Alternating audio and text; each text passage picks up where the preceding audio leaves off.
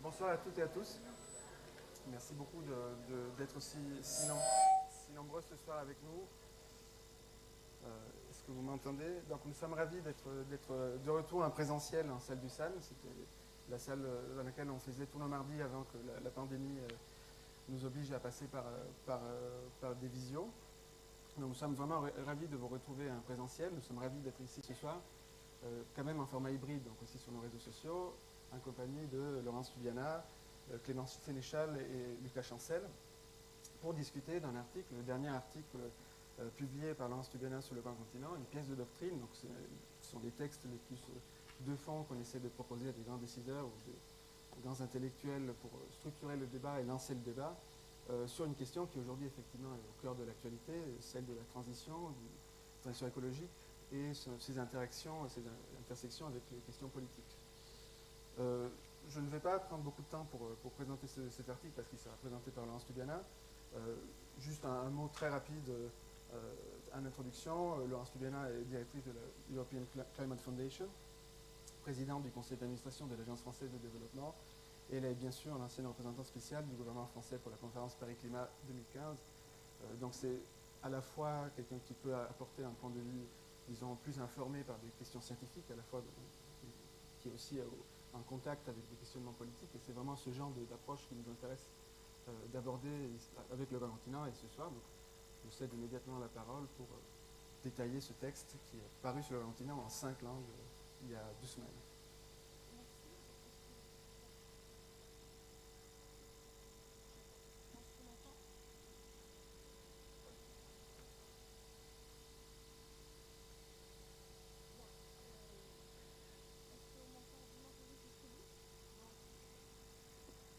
Et là, ah, le choc. Très bien, très heureuse de partager ces réflexions avec vous. Bon, j'étais diplomate, je suis professeur assez régulièrement, pas depuis 2 ans, mais j'ai éprouvé le besoin de mettre sur le papier une réflexion plus conceptuelle, alors que tous les jours, moi, je suis une activiste du climat. Donc, je m'occupe de mettre le climat partout dans l'agenda politique. Ma fondation soutient des ONG, des dialogues, des procès, c'est le moment de soutenir des associations, des citoyens qui attaquent leur gouvernement, des entreprises qui ne font pas le travail. Et donc, au milieu de toute cette activité, qui est donc mon quotidien depuis maintenant 4 ans, j'ai éprouvé le besoin de me poser un peu, de réfléchir conceptuellement sur ce qui était en train de se passer, et évidemment ce qui était en train de se passer en Europe, parce que je pense, je pense que c'est un moment majeur. Alors habituellement, quand il se passe quelque chose au plan européen, on pense tout de suite aux tractations entre les gouvernements, le Parlement européen, la Commission européenne, et on est dans un espace de gouvernement des experts, de bureaucratie. Et ça peut tout à fait d'ailleurs continuer à être ça, mais il m'a semblé que c'était le moment de saisir cette opportunité et d'empêcher que ce gouvernement des experts ruine les espoirs que peut porter ce Green Deal européen.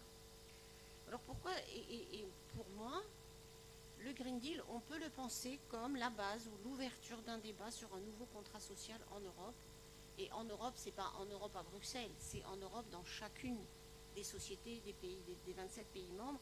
Et me semble-t-il, quelque chose qui ouvre un débat international sur qu'est-ce que c'est ce développement vert, ce Green Deal, ce contrat social dans différents contextes politiques. Et j'y viendrai tout à l'heure si on a le temps. Alors pourquoi je pense que c'est si important que ça? C'est que le Green Deal, c'est aussi une résonance de ce qui s'est passé aux États-Unis avec le mouvement Sunrise. Alors, ça n'a pas du tout la même coloration politique. Sunrise, c'est un mouvement grassroots qui vient du terrain, qui bâtit avec d'autres luttes, la lutte contre le changement climatique, avec des objectifs très ambitieux. Sunrise voulait, je crois, la neutralité carbone en 2035, et même les économistes les plus absolument activistes pensaient qu'évidemment c'était dans le contexte américain, mais même en général, impossible. Mais il y a eu cette construction patiente d'une mobilisation qui prenait le climat avec d'autres luttes, la lutte contre la marginalisation, les luttes contre les discriminations raciales, les luttes contre les discriminations contre les femmes et les violences, et que c'est devenu une lutte qui, avec d'autres, a composé une identité de cette nouvelle Amérique, en tout cas une partie de cette nouvelle Amérique, qui sont pas majoritaires, mais ils existent. Alors, c'est très différent en Europe, mais il y a eu cet écho. Ça traîne dans chaque fois que les gens ne savent pas trop bien quoi faire, on dit on va faire un Green New Deal, un New Deal. Et là, il y a eu une résonance qui est liée évidemment à l'évolution du contexte européen, qui est quelque chose que j'ai ressenti fortement. Rappelons-nous les élections européennes 2019. On attend une poussée populiste, on attend des mouvements qui disent on ne veut plus de l'Union européenne. Après tout, les Britanniques l'ont fait. Et il ne se passe pas ça du tout. Il se passe qu'il y a une partie de la jeunesse qui va voter pour des programmes plus verts.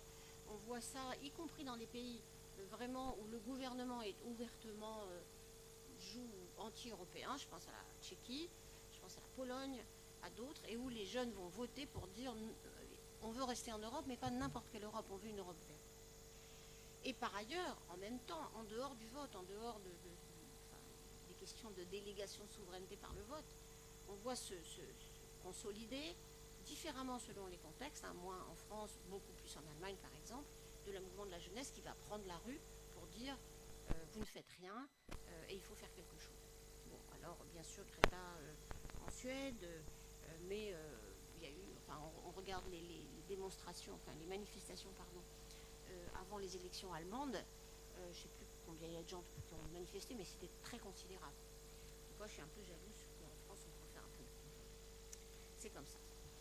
Alors, par ailleurs, en même temps, et c'est ça qui est intéressant dans la consonance, la résonance de Sunrise en Europe, même si, encore une fois, il s'agit d'un processus politique tout à fait formel, et vraiment, d'une certaine façon, à part la phase des élections, tout à fait par le haut, qui a converti, d'ailleurs, c'est intéressant, mais il ne faut pas que je me perde dans les détails, mais une conservatrice, l'ancienne ministre des Armées allemande, à l'agenda vert, et elle est absolument convaincue aujourd'hui contre son propre groupe parlementaire, qui d'ailleurs maintenant est en train souvent de la lâcher, et qui a trouvé dans ce Green Deal une réinspiration, une raison d'être d'ailleurs du mandat européen qu'elle a accepté, vous savez, un peu en catastrophe, parce que finalement le président français ne voulait pas du candidat allemand et ne voulait pas du candidat socialiste non plus. Et deuxième élément, ce Sunrise et son écho, c'est le lien entre eux.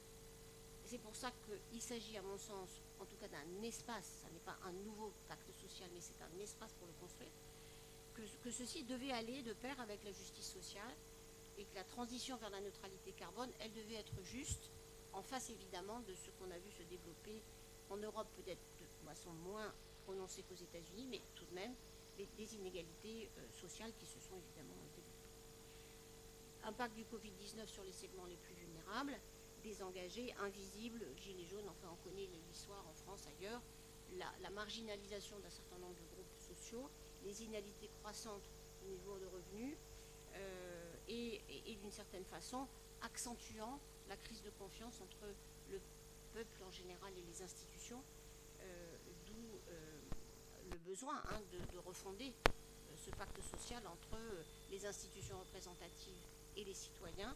Vous savez sans doute que, en tout cas, je vous le rappelle, moi je me suis beaucoup engagée dans la Convention citoyenne pour le climat pour cette raison. À quelles conditions ce fil ténu, presque détruit, entre les citoyens et les institutions représentatives pouvait être reconstitué. Donc je passe un peu, et on viendra dans la discussion, c'est quand même une réflexion un peu méta. Gilles me disait, bon mais oui, mais alors les prix d'électricité, les réactions que vous avez sur Facebook de dire c'est très général, mais vous ne parlez pas de ce qui se passe aujourd'hui.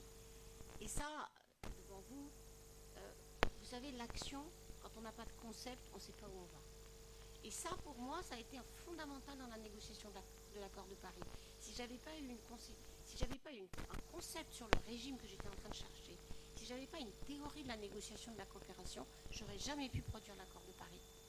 Et on a besoin des concepts, et vous le savez très bien vous-même, et c'est absolument essentiel à l'action, sinon vous êtes ballotté, vous ne savez pas où aller, vous ne savez pas si finalement cette position-là, elle a de l'avenir ou elle n'en a pas, parce que c'est simplement le milieu de différentes pressions, et c'est pas comme ça qu'on fait un changement social, un changement politique social. Donc on a besoin de concepts. Et par ailleurs, on est, me semble-t-il, entre deux mondes. Le vieux monde a perdu tous ses arguments, bon, on le sait. La représentation du nouveau monde, au mieux elle est technologique, donc elle n'est pas très attirante, et en fait on ne sait pas ce qu'elle est. Et il me semble que le débat sur la nature du changement qu'on va vivre, cette société zéro carbone, ça ne peut pas être un projet, la société zéro carbone. On ne peut pas penser une société par rapport à des tonnes de carbone, même si je dois dire que le milieu écologique dont je fais partie se confond souvent un peu les deux. Mais pour l'instant, les visions du futur qu'on a à proposer, elles sont surtout technologiques. Or, si on veut réussir le Green Deal en Europe, il faut complètement changer la focale de ce qu'on regarde. Donc oui, bien sûr, on peut batailler aujourd'hui pour savoir si c'est les prix du gaz, si c'est la taxe carbone, si c'est les renouvelables qui font les prix élevés de l'électricité. Ça a un intérêt assez mineur. Bon, on va malheureusement vivre avec ça pendant tout l'hiver. On va se rendre compte qu'il faut vraiment anticiper ces crises parce que la transition, elle va être faite de crises et que tous les acteurs anticipent. Ils anticipent sur des droits à émettre plus faibles, donc ils achètent. Ils anticipent sur effectivement le manque de stockage du gaz, donc ils en vendent plus. Tout ça, évidemment, les crises vont être liées parce que vis-à-vis d'un changement social, les anticipations des acteurs, elles vont être diverses, contradictoires, et on va vivre avec ça. Donc il faut évidemment se dire comment on va faire cette transition, et en partant des prix d'électricité, comment on va amortir ces chocs, tout en disant la vérité aux citoyens, que l'électricité bon marché, c'est fini, que pour faire cette transition, électrifier tout le système énergétique, la manière dont on consomme l'énergie, eh bien, il va falloir penser que l'électricité, c'est une partie du revenu. Et que donc, il faudra un peu modifier assez profondément les politiques publiques autour de cela, y compris les profits acceptables de ceux qui produisent l'électricité, la nature des investissements qu'il faut produire. Donc, le court terme, il a un rapport très profond avec la conceptualisation. La conceptualisation, c'est on ne peut pas faire la transition écologique sans pacte social, et on n'est pas en train de discuter de ça, et c'est un problème. Alors pourquoi? C'est que le Green Deal aujourd'hui, il est renvoyé par les responsables politiques français, allemands, polonais, à Bruxelles. Et ça,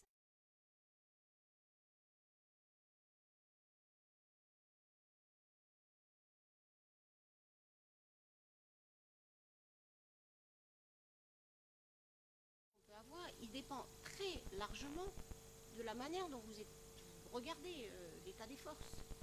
Si cet espace politique il est juste conditionné par les différents groupes d'intérêt qui ne veulent pas que ça change, votre espace politique il est tout petit. Et c'est pour ça qu'un jour vous dites qu'il faut conserver la nature et le lendemain vous faites un cadeau aux chasseurs. Normal, c'est normal. C'est l'espace politique qui n'existe pas, en tout cas qui n'a pas été créé. Et donc, si on pense que le Green Deal, qui est un projet de transformation économique, technologique, industrielle, formidable, très très décarboné à cette vitesse, les sociétés européennes, c'est une transformation majeure. C'est fermer la sidérurgie, c'est l'équivalent du bouleversement de la sidérurgie en France, il y a donc maintenant beaucoup d'années, mais c'est aussi le passage d'une économie du charbon en Pologne vers autre chose complètement, une économie de service, une économie fondée sur vraiment autre chose que ces industries extractives. Et donc ce changement très profond, il a plein d'implications. Donc première implication, il faut créer un pacte avec les citoyens pour que les citoyens accompagnent ce changement et le mettent en œuvre, qu'il y ait de l'agency, du pouvoir d'action des citoyens. La deuxième chose, c'est que c'est une vraie question macroéconomique qui pour l'instant a été ignorée. C'est-à-dire qu'on a fait comme si la transition, on allait juste optimiser les coûts de cette transformation progressive sans se rendre compte qu'elle était au cœur de la question macroéconomique Et on le voit d'ailleurs aujourd'hui, c'est très intéressant, la banque de la zone euro, la Banque centrale européenne, est en train de se dire, c'est macro-critique, il va donc falloir quelque chose, ça a des conséquences sur la manière dont on évalue la dette, dont on évalue l'investissement, et en même temps, on n'a pas de scénario macroéconomique de la transition. Y compris ce qui a été publié récemment montre qu'on ne sait pas faire, on ne sait pas encore dessiner le grand dessin de l'investissement, le grand dessin de la consommation, les déséquilibres macroéconomiques vis-à-vis de cela, et notamment la question de la dette, dont je suis sûre qu'on va parler tout à l'heure. Donc, il me semble que cette opportunité à saisir, elle implique de changer, d'ouvrir le débat sur ce Green Deal dans chaque pays européen, parce qu'on va avoir besoin d'élargir l'espace démocratique pour élargir l'espace politique. Et pourquoi ça peut marcher? C'est parce que toutes les forces d'innovation, de création, de réflexion sur ce futur qui existe dans les sociétés, prenons la nôtre, la société française, c'est au nom aussi des biens communs, du climat, de la biodiversité, qu'on voit des mobilisations locales. Ces différentes échelles de gouvernance, de réflexion, elles permettent à des citoyens, au nom d'un bien global, de contester, y compris l'action du préfet, l'action du maire, tel ou tel projet d'aménagement. Et c'est ça, il me semble, la capacité aujourd'hui de rénover nos démocraties, en donnant aux citoyens cette capacité non pas d'être contraints dans leur espace de vie, de raisonner sur leur vie à eux, leur comportement de consommateur, mais de penser le changement global collectivement. Et ça crée un espace politique pour les gouvernants qui dépasse l'arbitrage entre les intérêts constitués. Et s'il n'y a pas cet espace politique, à mon sens, il n'y a pas de possibilité de changement. D'où l'importance de se dire le Green Deal, c'est un problème français. Et on ne peut pas le laisser à Bruxelles, parce que sinon il va mourir ou s'effacer, se déliter, et éventuellement créer des crises sociales à répétition, d'où la panique du gouvernement français devant l'extension du marché carbone aux questions de transport et de chauffage, on y viendra peut-être tout à l'heure, mais du coup en disant ça va être un mouvement gilet jaune. Pourquoi?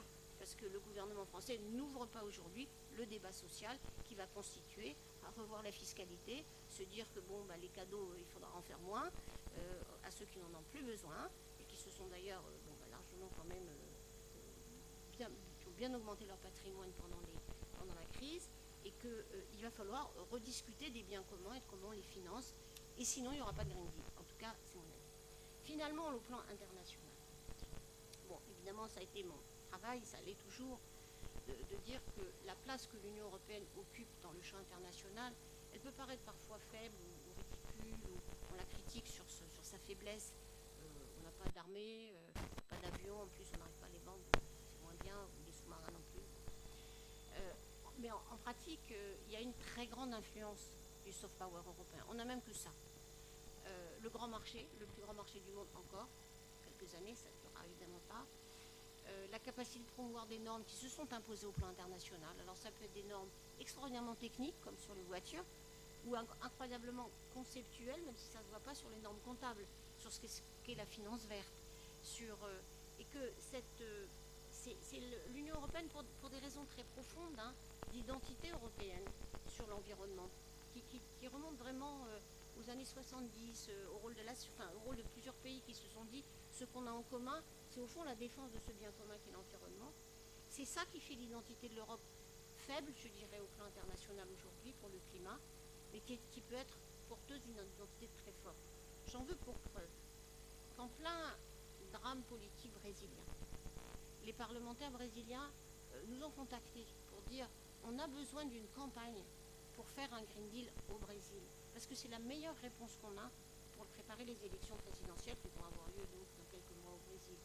On a eu les mêmes attentes, les mêmes discussions en disant, et du coup de faciliter, essayer de rendre transparent cet exercice européen pour que d'autres se disent c'est quoi notre Green Deal à nous, et comment du coup on s'installe dans une coopération internationale qui permette à ces transitions de s'articuler les unes avec les autres. Et ça passera par la refonte des règles du commerce international, ça passera par la refonte de la régulation financière internationale, ça passera par comprendre des chaînes de valeur qu'on va pouvoir articuler pour pas juste refuser l'huile de palme en Indonésie sans proposer quelque chose à la place. Donc c'est un enjeu considérable de coopération dans le monde. Et c'était la meilleure manière de répondre à cette extraordinaire tension géopolitique qu'on voit avec l'étroitesse de vue de la diplomatie américaine, sur laquelle j'aurais beaucoup à dire, et cette approche transactionnelle, de construire des deals avec les plus puissants et de ne pas y arriver d'ailleurs.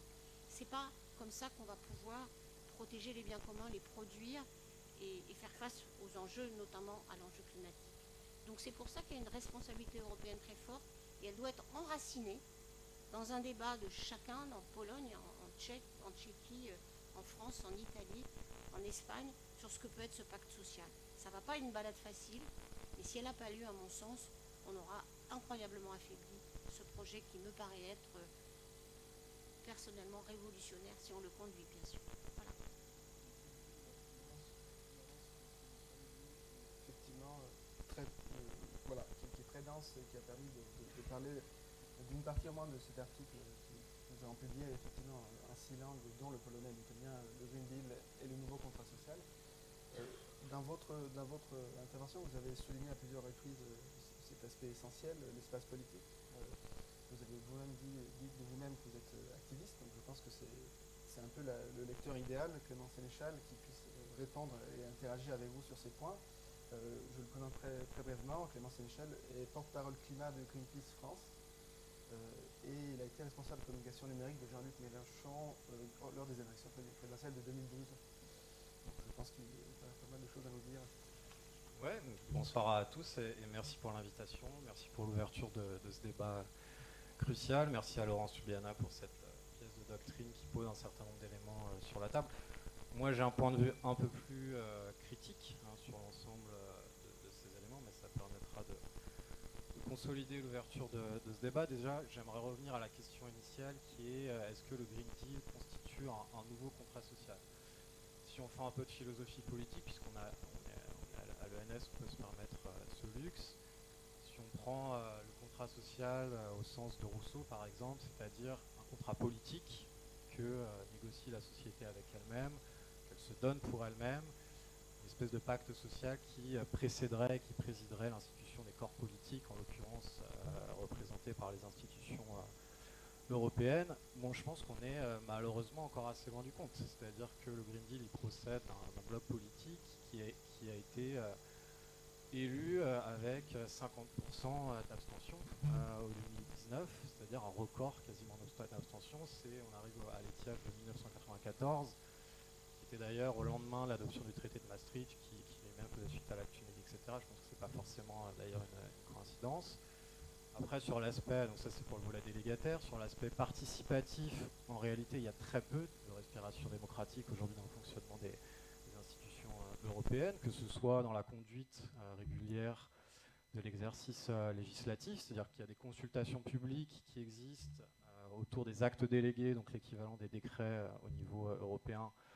Donc nous on participe, par exemple, Greenpeace, donc on est quand même plutôt des experts, la société civile organisée, et pour autant on n'est à peu près jamais écouté dans ces processus de consultation par la Commission européenne. On a parlé de l'huile de palme, c'est un dossier sur lequel moi j'ai beaucoup travaillé. En 2019, l'Union européenne a dit bon c'est terminé l'huile de palme dans les biocarburants, et puis après on a vu arriver un acte délégué sur la table qui en fait instaurait tout un nombre de dérogations extrêmement techniques qui n'avaient aucune correspondance concrète avec les chaînes d'approvisionnement au niveau empirique, etc. Et quand on a fait les remarques, c'était à l'époque avec M. Cagnete, qui était commissaire au climat, il n'y en avait strictement rien à cirer, à part de nous dire qu'on était bon sur le sujet et qu'on avait bien compris les trucs et tout, avec un petit sourire amusé, mi-amusé, mi-embarrassé. Par ailleurs, les grands moments démocratiques, on pourrait questionner le projet européen en tant que tel et ses fondements. Pareil, il me semble complètement inexistant. Quand ça arrive, ça se passe en général assez mal. En France, c'était, à mon avis, le dernier, c'était en 2005, sur le TCE, et on a fait passer par la représentation nationale en congrès à Versailles un traité à peu près similaire, alors qu'il avait été repoussé par les citoyens pour des raisons qui me semblent assez valables, et d'autant plus valables qu'on traite aujourd'hui la question de l'urgence climatique. Après, sur l'acception, je pense, qui a été plutôt celle donnée par Laurence Subiana dans son texte, à savoir est-ce que le Green Deal a en tant que tel une portée matricielle ou transformatrice. Là encore, j'en suis pas convaincu du tout à ce stade. C'est-à-dire, est-ce que depuis que le Green Deal a été promulgué officiellement fin 2019 par Ursula von der Leyen, à l'issue d'un Conseil européen assez mouvementé d'ailleurs, est-ce qu'on a par exemple révisé les traités européens à l'aune de la crise climatique? Il ne me semble pas. Est-ce qu'on a modifié les règles de gouvernance? Par exemple, la règle de l'unanimité sur tous les domaines structurels et structurants dits sensibles par les États membres, donc le budget, la fiscalité, le social, les relations internationales, etc. Il ne me semble pas. Est-ce qu'on a révisé les statuts de la BCE et son mandat, son indépendance, la stabilité des prix, la lutte acharnée contre l'inflation, etc. Je ne crois pas. Est-ce qu'on a supprimé la charte de l'énergie, par exemple, qui protège les investissements des énergéticiens, y compris les investissements fossiles? Toujours pas. Alors après, donc, pour moi, on reste quand même dans une architecture qui est d'obédience largement néolibérale, qui vise à sécuriser une économie de marché, et pas du tout à faire émerger une économie climatique, qui entraîne, qui génère ipso facto, enfin qui fonctionne ipso facto sur la dérégulation qui est liée à la promulgation des 4 libertés de circulation que vous connaissez sûrement, hein, les biens, les services, les capitaux et les personnes, donc qui procèdent de l'acte unique puis du traité de Maastricht en 92. Et du coup, enfin voilà, on a toujours cette consécration de principes qui sont très largement anti-interventionnistes pour garantir les droits du capital. Et finalement, ça veut dire quoi? Ça veut dire qu'on a toujours cette idée que les grands arbitrages matériels devraient être la prérogative quasiment exclusive des détenteurs de capitaux. Voilà, c'est ça qui se passe fondamentalement au niveau européen. Et ça veut dire que l'appareil de production reste très largement sous la coupe d'un régime d'accumulation qu'on pourrait sans se tromper appeler capitaliste, qui, ni dans son fonctionnement, ni dans sa finalité, n'a quelque chose à voir avec l'intégrité environnementale ou avec la préservation de la planète. Donc on est face à ce paradoxe où on essaye de lutter contre le changement climatique dans une organisation politique, dans une forme de gouvernementalité qui organise en réalité l'inaction climatique. Donc de ce point de vue-là, il ne me semble pas que le Green Deal pour l'instant soit matriciel. Alors après, vous allez me dire, oui, mais il y a eu des inflexions récentes, par exemple, sur les aides d'État aux entreprises, on a étendu le domaine des dérogations, on a introduit des largesses, des flexibilités, on a un plan de relance européen, on a une première mutualisation de la dette, on a suspendu les règles du pacte de stabilité, donc les 3% de déficit, public et les 60% de dette publique, etc., etc. Sauf que le pacte de stabilité est suspendu de manière temporaire, hein, puisque la Commission a dit très récemment qu'elle voulait le voir réapparaître sous le même format en 2023, ce qui va, vu l'endettement qui a été généré entre-temps, promet des cures d'austérité assez douloureuses. Que le plan de relance il est associé à aucune éco-conditionnalité, donc il relance l'économie telle qu'elle était auparavant, sans au niveau granulaire se dire ce serait peut-être le moment de fixer des objectifs climatiques aux multinationales. On a fixé l'accord de Paris, on n'a donné aucun objectif climatique à l'appareil productif. C'est quand même un petit peu problématique. Et puis surtout, ces infléchissements, ils ne procèdent pas de la crise climatique. C'est la crise sanitaire qui a rebattu ces cartes-là, qui les a rebattues de manière temporaire. Mais on ne s'est pas dit, tiens, il y a une urgence climatique, il y a un Green Deal, donc on va rebattre les cartes. Donc, pour l'instant, l'urgence climatique n'est pas traitée comme une crise politique au niveau européen, alors que la crise sanitaire a été traitée comme une crise politique au niveau européen. Et d'ailleurs, donc voilà, ce qui est d'ailleurs une démonstration un peu cruelle par rapport, à mon sens, à l'ambition du Green Deal. Et d'ailleurs, on peut aller plus loin dans l'ironie en se disant que c'est le Covid, quelque part, qui nous a mis pendant une année sur une trajectoire compatible avec la 1.5. Après, sur deux aspects qui ont été évoqués par Laurent Soubiana, par exemple le parallèle ou l'intention de replier un peu le Green Deal sur le Green New Deal américain. Pour moi, c'est deux projets politiques qui sont fondamentalement différents, que ce soit effectivement par leur inspiration. Le Green New Deal, c'est la gauche du Parti démocrate, c'est Bernie Sanders, c'est Alessandra Ocasio-Cortez. Alors que le Green Deal, ça reste un projet fondamentalement conservateur. On pourra peut-être revenir sur les équipes politiques après.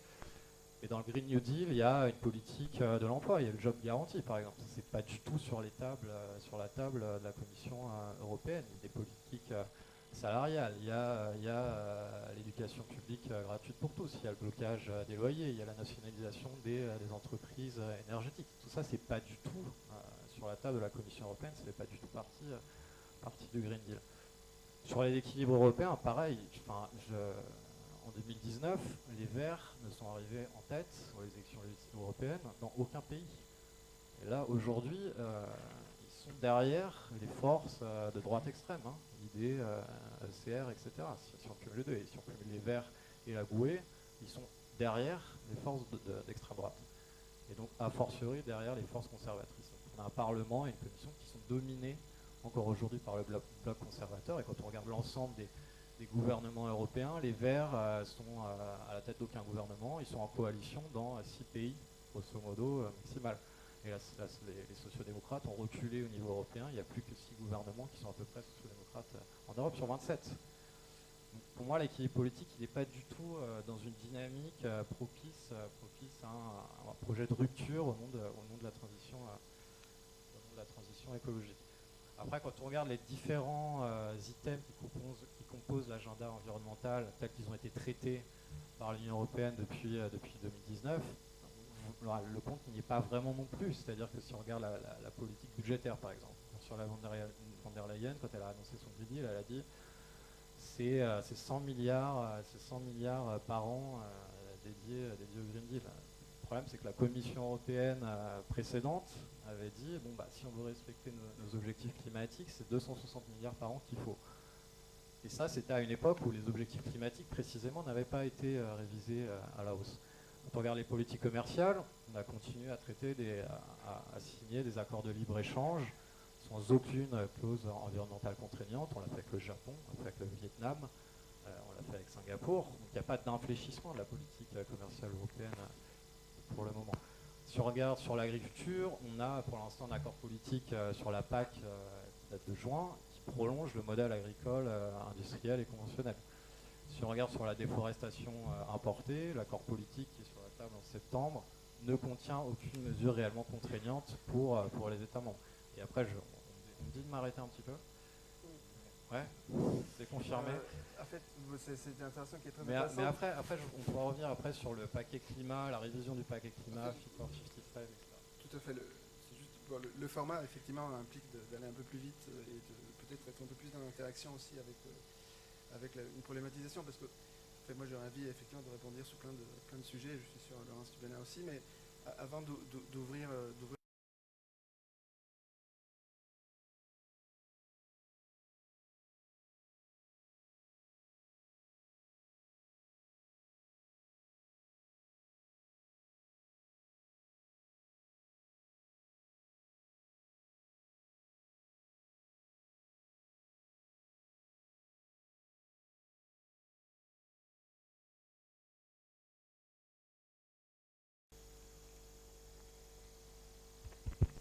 Merci beaucoup pour l'invitation. Bonsoir à toutes et à tous.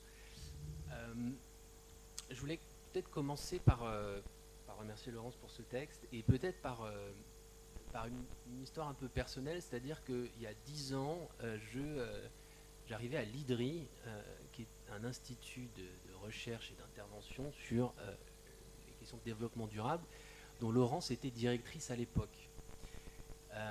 Et j'y arrivais précisément pour travailler sur ces questions de macroéconomie, en lien avec la transition écologique. Ça, c'est 2011. On est en 2021. Moi, j'ai l'impression qu'on a eu une décennie perdue sur ces questions.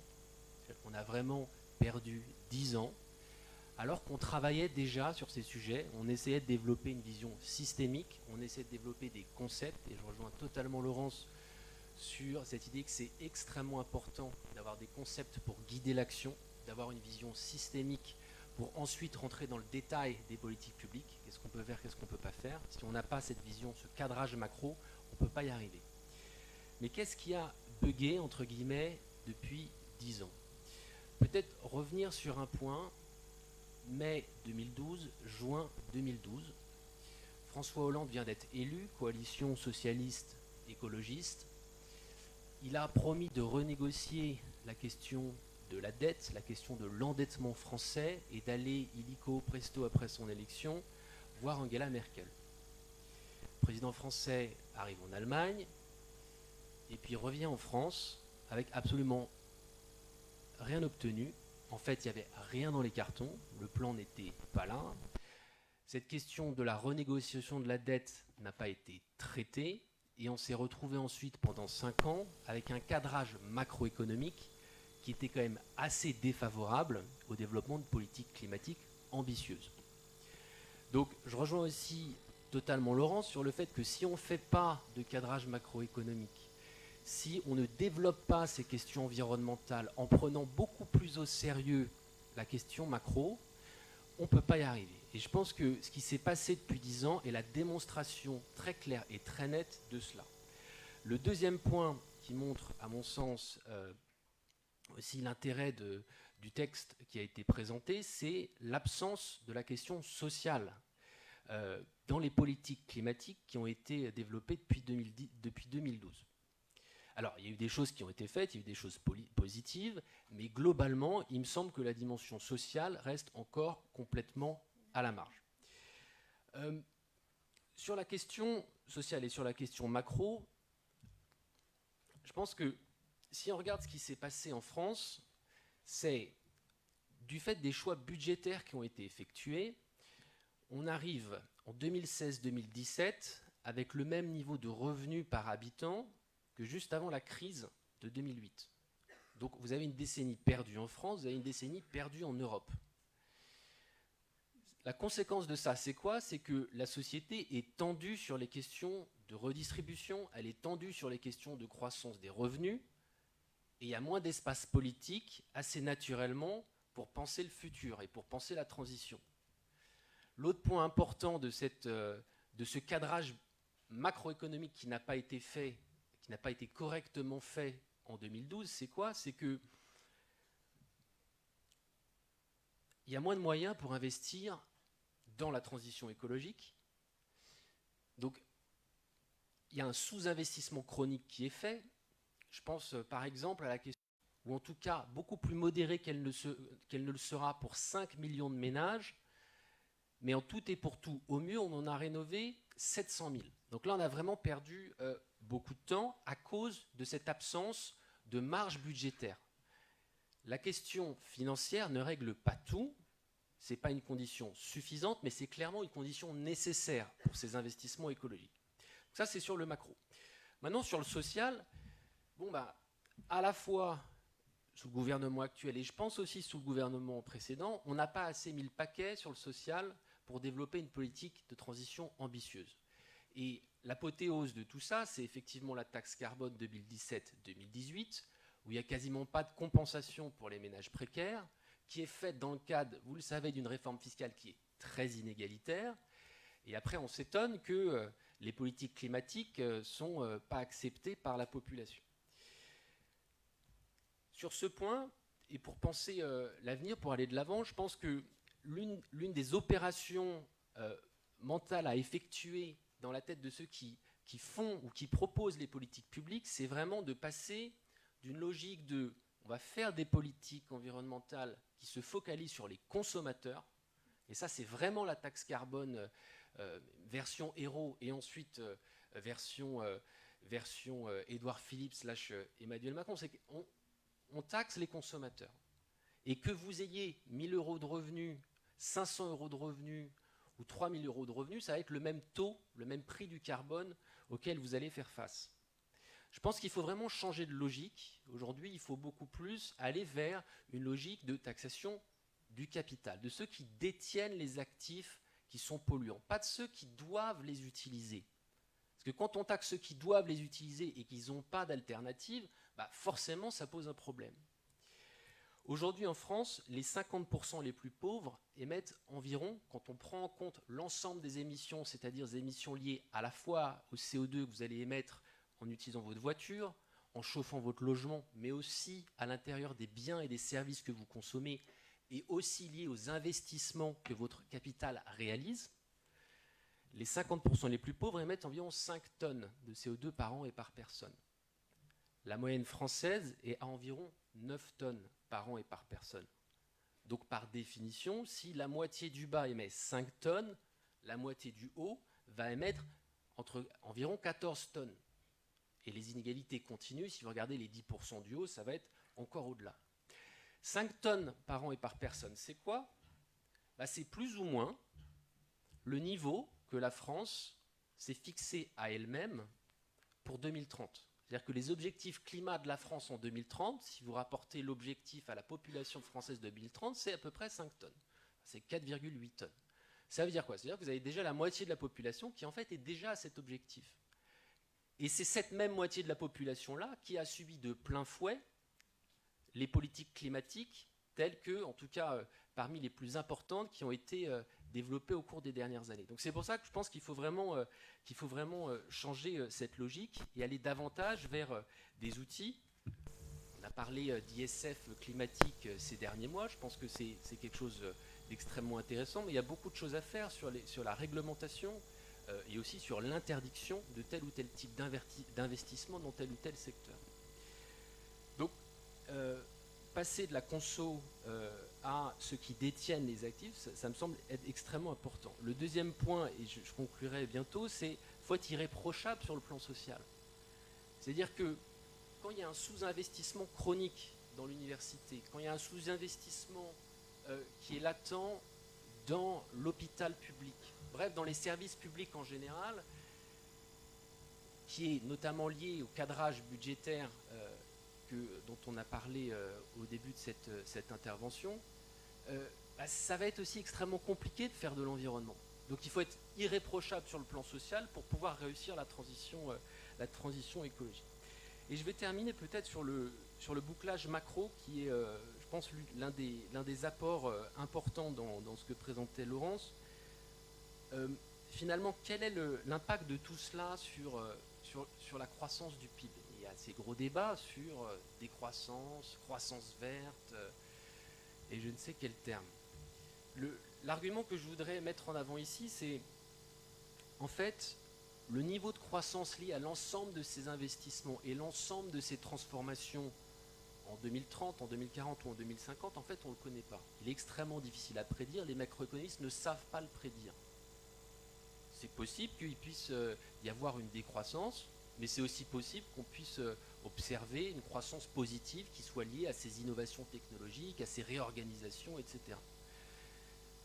Face à cette incertitude-là, il me semble que la logique la plus intéressante pour des acteurs publics, c'est d'être agnostique. Et donc c'est de développer une pensée de post-croissance. La condition pour parvenir à cela, c'est quoi? C'est d'avoir des systèmes de protection sociale qui ont été créés dans un monde de croissance forte et qui ont du mal à gérer des mondes de croissance faible. C'est de les rendre résilients à ces nouveaux régimes de croissance et à cette incertitude sur le futur de la croissance. Et donc là, on revient vraiment sur la question sociale et sur l'ensemble des questions qui s'ouvrent si on veut réussir cette transition écologique. C'est-à-dire qu'il faut regarder le système du financement des retraites, il faut regarder le système du financement du chômage, il faut regarder les autres systèmes de financement de la protection sociale pour voir quelles composantes sont liées à la croissance macroéconomique année après année et comment est-ce qu'on va déconnecter ces sous-systèmes les uns après les autres de cette croissance. Et voilà, et peut-être la conclusion de tout ça, c'est qu'en fait, il n'y a pas un Green New Deal. Il y a plusieurs manières possibles de faire ces transformations, et la question sociale doit être au cœur de ces transformations-là. Sinon, on n'arrivera pas à réencastrer l'économie dans l'environnement si on n'a pas au préalable réencastré, pour reprendre les termes de Poliani, l'économie dans le social. Lucas, à partir de votre analyse, effectivement, on peut développer une perspective politique comme celle de Paul Magnette, qui défend une forme d'éco-socialisme. Je vous conseille, c'est un entretien que nous avons publié sur Valentinant, qui d'ailleurs vous cite explicitement comme un des doctrinaires de cette perspective. Et au fond, j'ai envie de commencer, évidemment, on a abordé beaucoup de sujets, mais j'ai envie de commencer par vous poser cette question. En réponse, et au fond, est-ce que le problème de fond de ce contrat social, c'est qu'on ne sait pas très bien comment le politiser? Un gros, très vrai point, est-ce qu'on n'est pas trop dans une, pour reprendre une formule absolument géniale de Gabor, est-ce qu'on n'est pas dans une révolution sans révolutionnaire? oui, c'est vrai que on voit bien qu'il y a une espèce de vide politique. Alors, c'est vrai dans ce qu'a dit Clément Sénéchal, on fait la liste de où ça se passe, la politique en Europe. Bon, évidemment, on ne voit pas. Je me souviens aussi, en reprenant les souvenirs de l'arrivée de Lucas à l'IVRI, les discussions qu'on avait avec le département d'économie de Sciences Po sur, c'est une question macroéconomique et je me souviens mes collègues, Philippe Martin, maintenant Jean Pisani, qui a écrit dans Colonne. Non, non, c'est pas un problème macro, c'est très spécifique, c'est des secteurs. Donc la difficulté de penser ça et en même temps en acceptant la très grande régressivité des politiques environnementales. Lucas le disait tout à l'heure, toutes les politiques environnementales, il y a eu plusieurs rapports là-dessus qui ont montré qu'elles ont toutes été majoritairement régressives. C'est parce que ça s'est passé évidemment par les systèmes de prix, taxes carbone ou autres. Donc on a ça, effectivement, et ça c'est un ensemble de politiques vides pour la transition. Et est-ce qu'on peut créer quelque chose à partir d'une pression extérieure qui est cette crise climatique, le fait qu'il n'y a pas d'agent politique derrière, même s'il y a des mouvements de protestation, que ce qu'on voit en tout cas apparaître comme réponse, c'est des réponses très génériques, il faut changer le système. Bon, une fois qu'on a dit ça, après, on s'arrête, hein, parce qu'il faut le penser, le système, mais surtout il faut générer ce qui va être l'action des acteurs politiques pour le construire, le développer. Et du coup, on a une espèce d'aporie intellectuelle et politique. Politique, ça se voit tous les jours, malheureusement. Alors que enfin, je ne sais pas comment vous le sentez, mais c'est un débat qui aujourd'hui, au sein de chacun d'entre nous, dans tous nos cercles, on n'arrête pas d'en parler, on n'arrête pas d'être anxieux sur cette crise climatique. Je suppose qu'aussi, autour de vous, tout le monde se dit comment on va faire. Et on se promène entre l'anxiété, le fatalisme, ou au contraire l'idée, il faut qu'on change le système et après on s'arrête. Où on se retrouve devant la liste des impossibilités. Clément Sénéchal, je peux ne qu'être d'accord avec lui, on regarde tout ce qui n'a pas été fait, sera mal fait, les reculs sur la politique commerciale, et en même temps, pied à pied, parce qu'il faut quand même bien mener quand même la bataille sur le terrain de la politique publique, les ébranlements qu'on constate, l'anxiété dans le système économique lui-même, les interrogations le greenwashing énorme qui répond pourquoi. Là, ce greenwashing de toutes les entreprises, c'est parce qu'on s'angoisse sur comment on va maintenir le taux de profit si finalement on ne peut plus faire du pétrole. Donc on est en plein là-dedans. Et moi, j'ai pas de réponse, bien sûr. La seule réponse que j'ai, c'est de dire il faut qu'on ramène la discussion sur comment on encastre, pour reprendre effectivement la terminologie de Poliani, comment on encastre le social dans l'économie et l'environnement comme dans cette enveloppe, mais qu'il faut en discuter et qu'il faut en débattre et qu'il faut créer quelque chose sur le pouvoir d'action des citoyens, parce qu'il faut qu'ils reprennent cette délégation de souveraineté vis-à-vis de leurs institutions, parce que de toute façon ils n'y croient plus, et qu'en la reprenant, ils la refondent sur quelque chose qui est justement l'espace politique, qui est celui de cette transformation. La difficulté, c'est qu'on a une espèce d'objectif. L'impact social, ça se construit. C'est des institutions qui se construisent et des accords et des compromis qui se construisent en fonction d'un certain nombre aussi parce que c'est la dynamique de la société.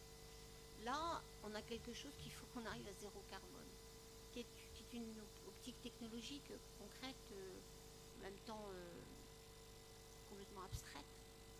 Comment on fait un pacte social pour arriver là? Je crois que c'est une question politique complètement nouvelle.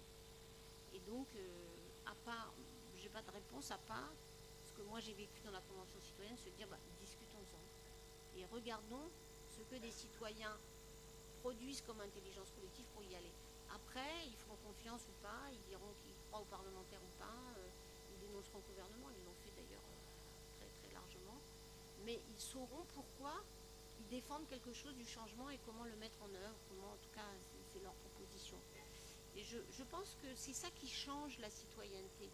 Je vois pas, aujourd'hui, je vois pas d'autres citoyens, d'autre solution que de changer profondément l'être citoyen et dans son rapport à des institutions qu'il faut recréer. Et comment on fait ça, si ce n'est dans l'action par rapport à un problème qui est plus grand que soi, qui n'est pas comment je vais boucler mes fins de mois, mais comment j'envisage le monde, et pourquoi le monde m'importe. Et cette transformation des citoyens, qu'on a vu en France, dans la Convention citoyenne, qu'on a vu au Royaume-Uni, dans la même chose avec des configurations différentes, qu'on a vu en Irlande, qu'on verra, j'espère, dans d'autres pays, c'est la manière de créer cet espace politique. Encore une fois, je n'ai pas de solution, je sais que, comme l'a dit tout à fait Lucas, il faut que ces régimes de protection sociale, dans ce régime de croissance dont on ne sait pas ce qu'il est, parce qu'on ne sait pas ce qu'il est, et c'est vrai, pourquoi on n'est pas capable de faire un modèle macroéconomique de la transition, c'est juste qu'on ne sait pas. On ne sait pas combien on va mettre d'innovation, on ne sait pas quelle va être. Mais en revanche, il faut qu'on puisse donner les créations. C'est pour ça que je pense qu'on peut tout à fait penser que ce Green Deal est simplement la continuation du capitalisme qui essaye de s'en sortir. Oui, bien sûr que c'est ça. Bien sûr que c'est ça. Mais que si on reprend dans une optique de judo politique ce terrain pour le créer, on a un espace, parce que évidemment je pense qu'il faut que ça se passe dans notre espace européen. On peut penser autrement, évidemment, mais évidemment c'est pas donc voilà, j'ai pas de réponse à se dire c'est un vide politique, mais c'est parce que les acteurs politiques tels qu'ils sont constitués ne peuvent pas y répondre. Donc il faut redonner aux citoyens la capacité de recréer quelque chose. Et je pense qu'on a aujourd'hui des outils pour le faire. Je pense que c'est un peu un sujet qui peut vous intéresser, cette forme de politisation de la citoyenneté. Est-ce que c'est quelque chose que vous pensez que c'est destiné à échouer sur des trop petits nombres ou sur une mauvaise échelle, trop large, trop continentale, trop complexe, trop bureaucratisée comme l'Europe? Bonne question. Je pense qu'effectivement, il faut passer, recréer l'engagement de l'aspiration citoyenne, et au-delà de l'aspiration citoyenne, de l'aspiration militante. Je pense que la lutte contre le changement climatique, c'est un combat éminemment politique, qui est brutal en réalité, qui n'est pas consensuel, et qu'il faut réinventer des formes de militantisme,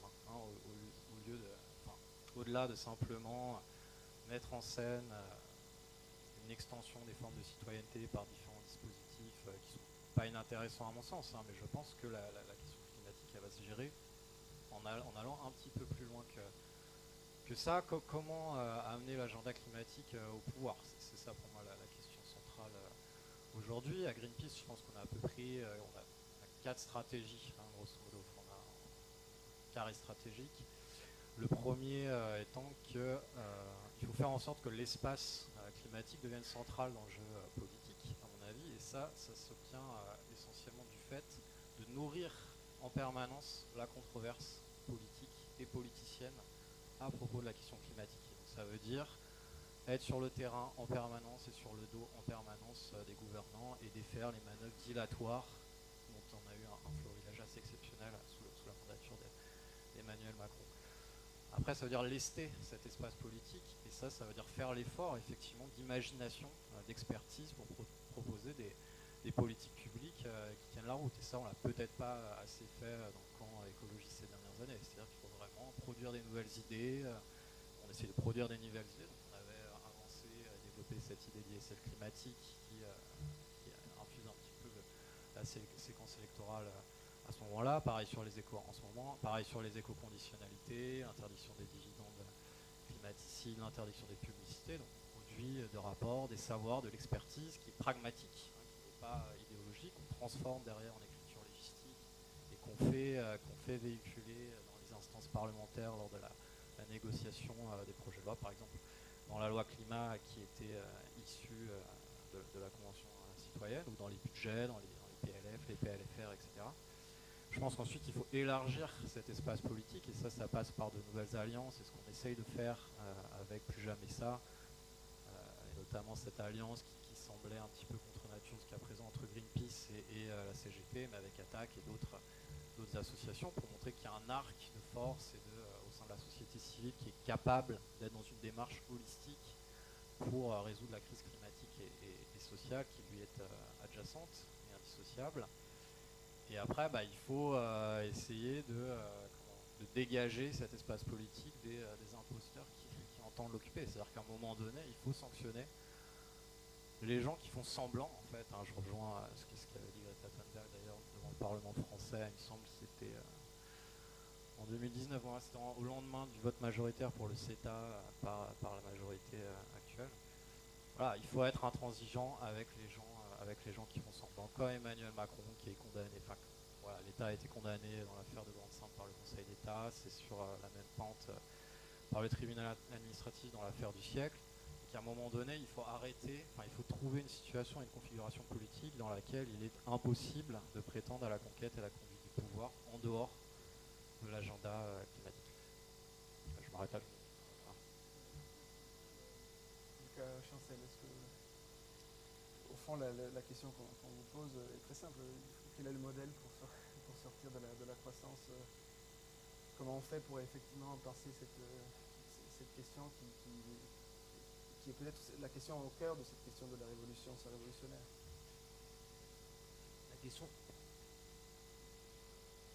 La question de la croissance, c'est la question de la redistribution et de la prédistribution.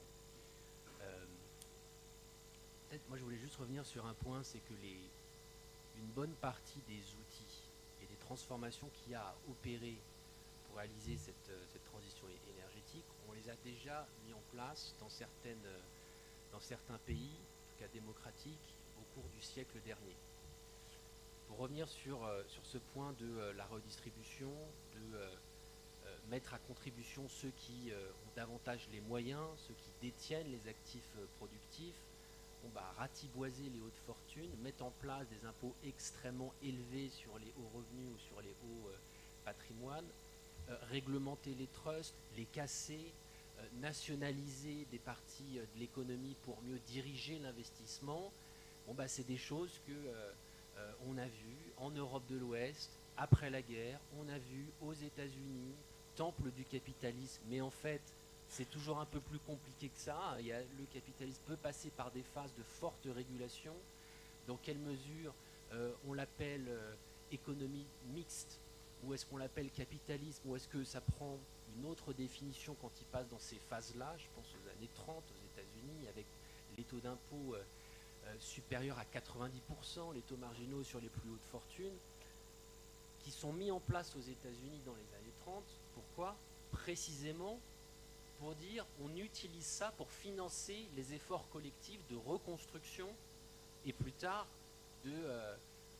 d'investissement dans les secteurs militaires pour gagner la guerre. Donc il y a vraiment cette logique de face à des efforts collectifs considérables, face à une transformation considérable, de mettre à contribution ceux qui peuvent. Ça on l'a déjà fait. Et on l'a déjà fait dans des sociétés démocratiques. Donc il n'y a aucune raison qui ferait qu'on ne puisse pas le faire. Et puis peut-être un dernier point sur des sujets peut-être un peu plus ciblés, un peu plus précis, mais typiquement la taxe carbone telle qu'on l'a faite en France, si on avait un peu mieux regardé ce qui se passait à l'étranger, on aurait aussi pu faire beaucoup mieux. En Colombie-Britannique, la solution a été trouvée de mettre en place une taxe carbone pour le coup sur les consommateurs, mais de redistribuer très largement les recettes de cette taxe aux ménages les plus précaires. C'est un État canadien qui est très pétrolifère. Il y a beaucoup de personnes qui vivent de l'industrie du pétrole et pourtant cette taxe est en place depuis plusieurs années. Elle fonctionne bien, elle est bien acceptée et son taux augmente. Donc en regardant dans le passé et en regardant autour de nous, il y a énormément de choses qui vont nous permettre d'avancer. Malheureusement, toujours trop court, mais qui était extrêmement riche. Nous sommes au cœur de ce débat-là. Je vous promets de faire une petite promo, parce qu'on vient de sortir le premier numéro de notre revue scientifique qui essaie d'explorer quelque chose qui est un peu au cœur de notre réflexion aujourd'hui. C'est comment faire pour faire de l'énergie, penser l'environnement à partir aussi de la géopolitique et de l'infrastructure. Le premier numéro a été consacré à une des questions centrales dont on n'a pas mentionné aujourd'hui, mais qui est absolument essentiel, c'est le rôle de la Chine dans cette transition. Je crois qu'il y a quelque part dans la salle des numéros papier à vendre. Évidemment, l'ensemble des contenus sont accessibles en ligne, donc c'est seulement si vous voulez polluer, avoir du papier que vous pouvez dépenser. Et donc c'est une taxe un peu différente. Par ailleurs, j'en profite aussi pour vous annoncer que la semaine prochaine, nous allons... Non, pardon, je commence par ça plutôt. Ce débat s'inscrivait dans une série de débats qui sont consacrés à ce papier, à cette pièce de doctrine de Laurence. Lundi, en italien, on aura un débat avec plusieurs députés sur la même question, donc, qui s'inscrit dans cette série, où il y a eu aussi un débat avec Adam Tooze, Andreas Malm aussi, qui malheureusement n'arrivait pas à se connecter. Et enfin, c'est très important, la semaine prochaine, nous allons faire une séance qui est un peu particulière, parce que nous avons un peu l'honneur de publier des extraits du mémoire de Samuel Paty. Vous savez que c'est un mémoire de recherche consacré à l'histoire de la couleur noire. Donc nous sommes absolument ravis de consacrer une séquence à ça.